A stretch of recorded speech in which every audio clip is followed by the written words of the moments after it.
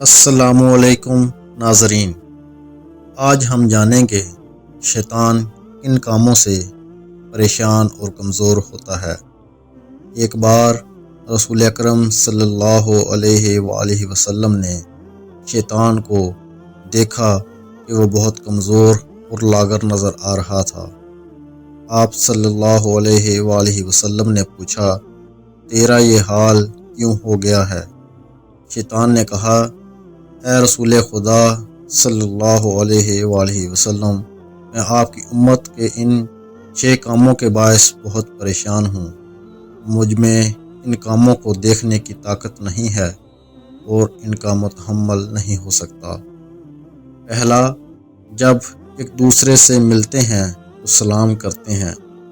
دوسرا، ایک دوسرے سے مصافحہ کرتے ہیں۔ تیسرا، ہر کام کا ارادہ کرنے سے پہلے انشاءاللہ کہتے ہیں۔ چوتھا، کوئی گناہ ہو جائے تو استغفار کرتے ہیں۔ پانچواں، آپ کا نام سنتے ہی صلاۃ پڑھتے ہیں صلی اللہ علیہ وآلہ وسلم۔